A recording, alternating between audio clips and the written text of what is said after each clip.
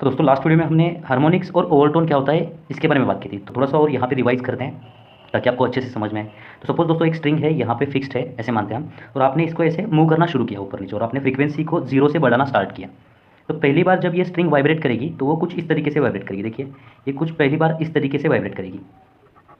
इसको first mode of vibration बोलते हैं, मतलब ये पहली बार वाइब्रेट हो चुकी है। और जिस फ्रीक्वेंसी पे ये वाइब्रेट करेगी उसको बोलते हैं फंडामेंटल फ्रीक्वेंसी। ये हम ऑलरेडी देख चुके हैं दोस्तों। ये फंडामेंटल फ्रीक्वेंसी पहली बार जब ये स्ट्रिंग वाइब्रेट करेगी, जिस फ्रीक्वेंसी पे वाइब्रेट करेगी उसको फंडामेंटल फ्रीक्वेंसी बोलते हैं। ओके, और इस फंडामेंटल फ्रीक्वेंसी और उसके इंटीग्रल मल्टीपल्स को हार्मोनिक्स नाम दिया गया है। मतलब ये फंडामेंटल फ्रीक्वेंसी होता है फर्स्ट हार्मोनिक्स। ओके, अगर इसको आप 2 से मल्टीप्लाई करो तो ये होगा सेकेंड हार्मोनिक्स। अगर इसको 3 से मल्टीप्लाई करो तो ये होगा थर्ड हार्मोनिक्स। ठीक है, एंड सो ऑन। अब आपने क्या किया दोस्तों, अब आपने फ्रीक्वेंसी बढ़ाना स्टार्ट किया। जब आपने फ्रीक्वेंसी बढ़ाई तो ये जो यहाँ पे स्टैंडिंग वेव फॉर्म हुई है, मतलब जो वाइब्रेशंस फॉर्म हुए हैं, ये गायब हो जाएंगे। ठीक है, और ये जो स्ट्रिंग है देखिए, इसके अंदर अब कोई वाइब्रेशंस नहीं बचेंगे। अब आपने जो फ्रीक्वेंसी है उसको बढ़ाना स्टार्ट किया। अब जब स्ट्रिंग ने दूसरी बार वाइब्रेट किया तो आपको दूसरा जो वाइब्रेशन है वो कुछ इस तरीके का दिखेगा। यहाँ पे दो लूप्स दिखेंगे। ठीक है, ये 2 लूप्स आपको यहाँ पे दिखेंगे। ये सेकेंड मोड ऑफ वाइब्रेशन है दोस्तों। तो दूसरी बार जिस फ्रीक्वेंसी पे स्ट्रिंग ने वाइब्रेट किया उसको फर्स्ट ओवरटोन बोलते हैं। ठीक है, तो ये फर्स्ट ओवरटोन होगा, ये फर्स्ट ओवरटोन होगा। मतलब फंडामेंटल फ्रीक्वेंसी के बाद स्ट्रिंग ने किस फ्रीक्वेंसी पर वाइब्रेट किया उसको फर्स्ट ओवरटोन बोलेंगे। अब यहाँ से और फ्रीक्वेंसी आप बढ़ाते गए दोस्तों तो ये स्टैंडिंग वेव भी गायब हो जाएंगे, और फ्रीक्वेंसी बढ़ाते गए आप तो इसी स्ट्रिंग के अंदर आपको तीसरी बार वाइब्रेशंस देखने को मिलेगा। तीसरी बार वाइब्रेशंस कुछ इस तरीके का दिखेगा। इसको थर्ड मोड ऑफ वाइब्रेशन बोलते हैं। ठीक है, और जिस फ्रीक्वेंसी पे ये थर्ड मोड ऑफ वाइब्रेशन होगा उसको सेकेंड ओवरटोन बोलेंगे। ठीक है, अब दोस्तों सपोज एक स्ट्रिंग है, यहाँ पे देखिए एक स्ट्रिंग है। इस स्ट्रिंग के अंदर एक वेव फॉर्म हुई है। यहाँ पे एक वेव है जो ट्रैवल कर रही है।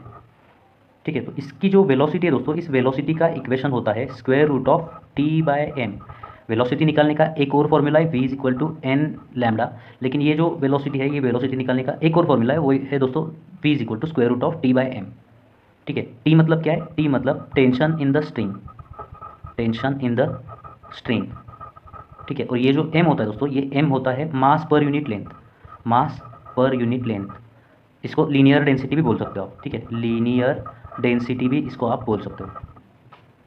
तो किसी भी स्ट्रिंग के अंदर देखिए जितना ज़्यादा टेंशन होगा उतनी ज़्यादा उसकी स्पीड होगी। मतलब यहाँ पे देखिए एक स्ट्रिंग है जिसके अंदर बहुत ज़्यादा टेंशन है, और दूसरी स्ट्रिंग है जिसके अंदर टेंशन कम है। मतलब ये स्ट्रिंग कुछ इस तरीके की है। तो किस स्ट्रिंग के अंदर वेव की स्पीड ज़्यादा होगी? जिसके अंदर टेंशन ज़्यादा है। मतलब इस स्ट्रिंग के अंदर वेव फास्ट ट्रैवल करेगी as compare to this string, क्योंकि यहाँ पे टेंशन ज़्यादा है, यहाँ पे ज़्यादा खींचा हुआ है, यहाँ पे कम खींचा हुआ है। ठीक है, so velocity is directly proportional to square root of tension. Tension जितना ज़्यादा उतनी स्पीड ज़्यादा, but it is inversely proportional to square root of linear density. ठीक है, मतलब m जितना ज़्यादा, m ज़्यादा मतलब क्या? मास पर यूनिट लेंथ। मतलब 1 मीटर के लिए मास ज़्यादा, 1 मीटर के लिए उसका मास ज़्यादा होगा, उसको लीनियर डेंसिटी बोलते हैं।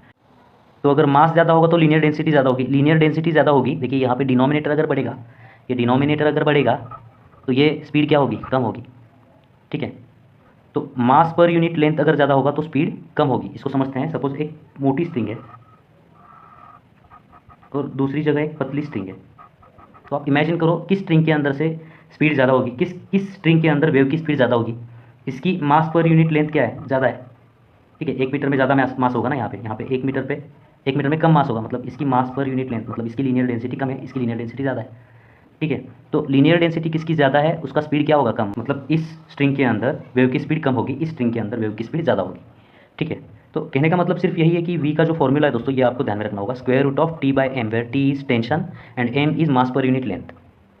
अब हमें यहाँ पे नेक्स्ट कंसेप्ट देखना है दोस्तों, modes of vibration in a string. पहले हम स्ट्रिंग का स्टडी करेंगे, फिर हम एयर कॉलम का स्टडी करेंगे। ठीक है, आपके टेक्स्ट बुक में पहले एयर कॉलम का स्टडी दिया हुआ है, फिर स्ट्रिंग का स्टडी दिया हुआ है, लेकिन हम यहाँ पे सबसे पहले स्ट्रिंग का स्टडी करेंगे। ठीक है, सो नेक्स्ट कंसेप्ट आपको पढ़ना है दोस्तों, modes of vibration, modes of vibration in a string. ठीक है, जहाँ पे ये फंडामेंटल मोड होगा, ये दूसरा मोड ऑफ वाइब्रेशन होगा, ये तीसरा मोड ऑफ वाइब्रेशन होगा। ठीक है, तो इनके फ्रीक्वेंसी का इक्वेशन हम यहाँ पे डिराइव करेंगे। तो अब हम यहाँ पे देखते हैं दोस्तों modes of vibration in a string. सबसे पहला मोड क्या है यहाँ पे? Fundamental mode of vibration.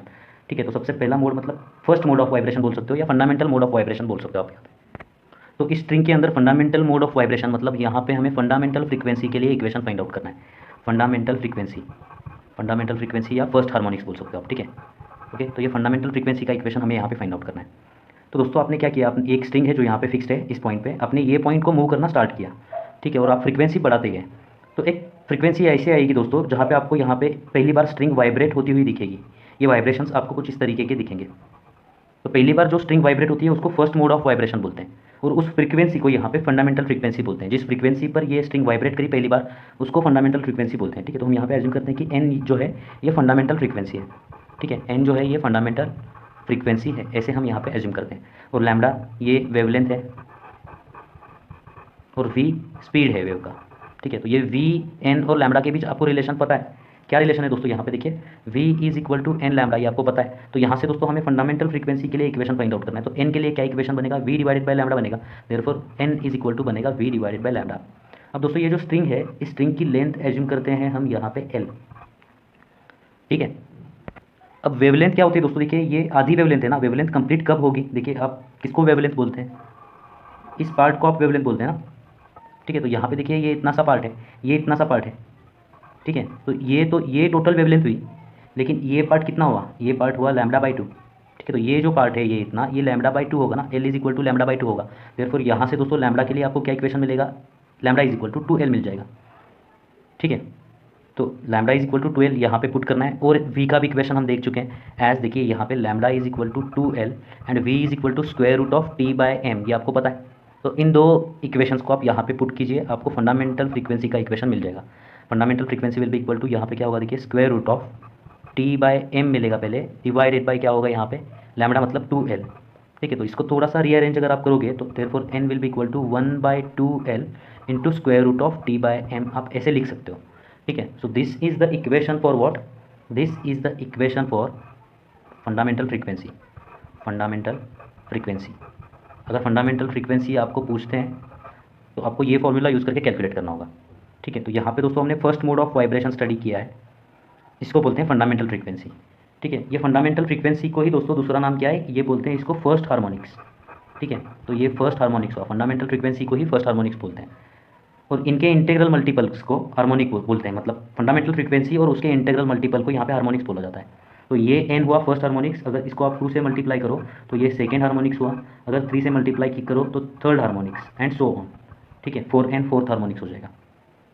तो यहाँ पे फंडामेंटल फ्रीक्वेंसी और हार्मोनिक्स यहाँ पे क्लियर हो चुका है दोस्तों। अब बात करते हैं सेकेंड मोड ऑफ वाइब्रेशन की।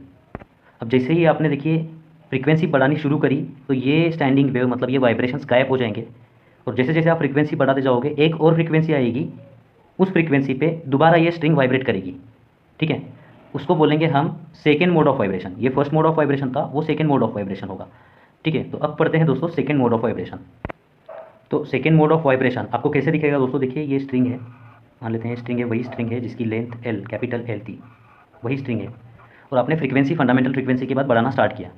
तो एक पर्टिकुलर फ्रीक्वेंसी पर यहाँ पे आपको दोबारा वाइब्रेशंस देखने को मिलेंगे, मतलब दोबारा आपको यहाँ पे स्टैंडिंग वेव देखने को मिलेंगे।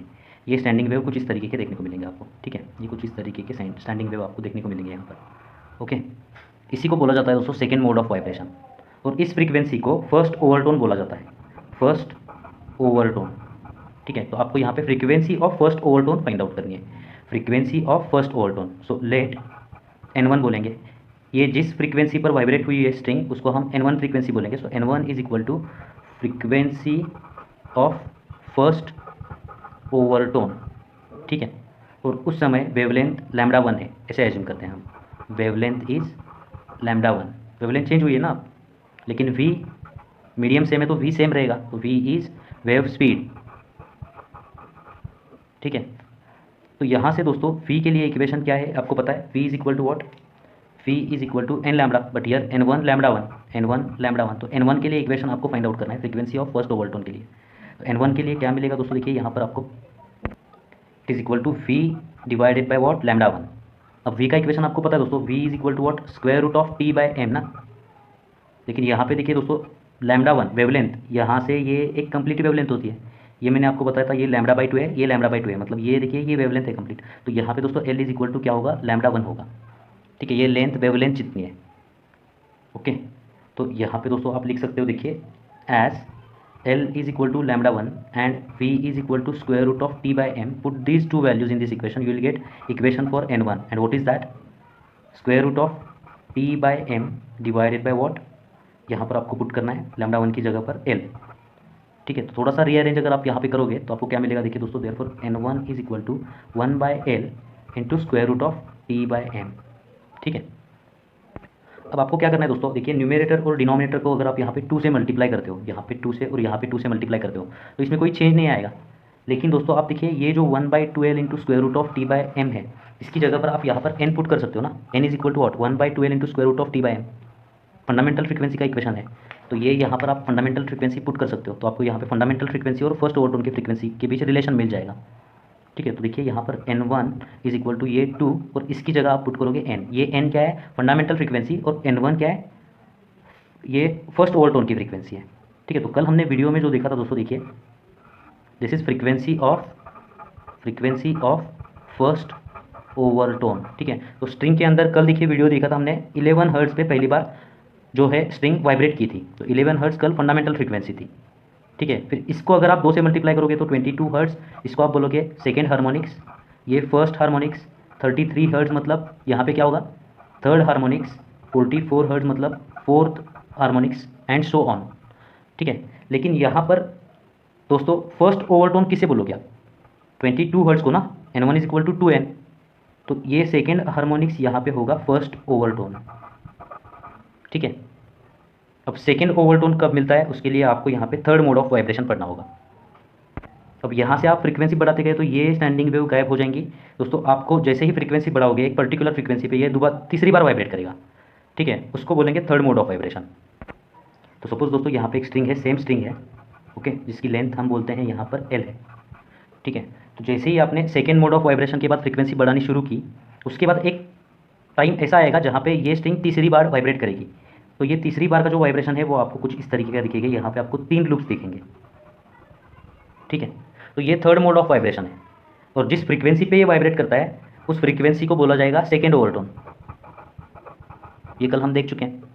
ठीक है, तो यहाँ पे आपको सेकेंड ओवरटोन की फ्रीक्वेंसी फाइंड आउट करनी है। तो एज्यूम करते हैं वो फ्रीक्वेंसी N2 है, N2 is frequency of second overtone.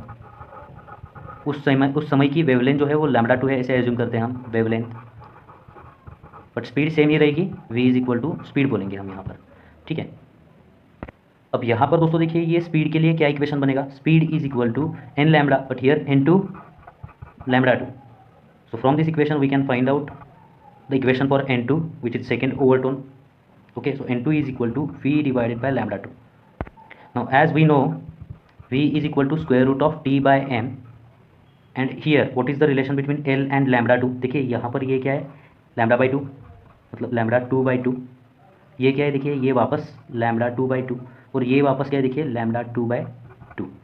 ठीक है, सो 1 λ/2 प्लस 1 λ/2 प्लस 1 λ/2, ये कितना हुआ, 3 λ/2 हुआ ना, λ2 यूज़ करेंगे हम यहाँ पे, 3 λ2/2। ठीक है, तो यहाँ से λ2 के लिए क्या इक्वेशन मिलेगा, therefore λ2 is equal to what, ये 2 इधर आएगा, 2L, ये 3 नीचे चला जाएगा। ठीक है, λ2 इज इक्वल टू 2L/3। देखिए ये एक वेवलेंथ है और ये आधी वेवलेंथ है, एक और आधी कितना हुआ, 1.5 हुआ ना, 1.5 मतलब क्या, 3/2। ठीक है, तो L इज इक्वल टू 3/2 λ/2, ये रिलेशन ध्यान से देखिए। तो λ2 as λ2 is equal to 2L/3, ये दो वैल्यूज़ अगर आप यहाँ पे पुट करते हो तो आपको N2 के लिए क्या इक्वेशन मिलेगा, देखिए N2 के लिए आपको यहाँ पे square root of T by M divided by λ2 क्या है, 2L/3, तो यहाँ पे ये 2L यहाँ पे होगा, 3 ऊपर चला जाएगा।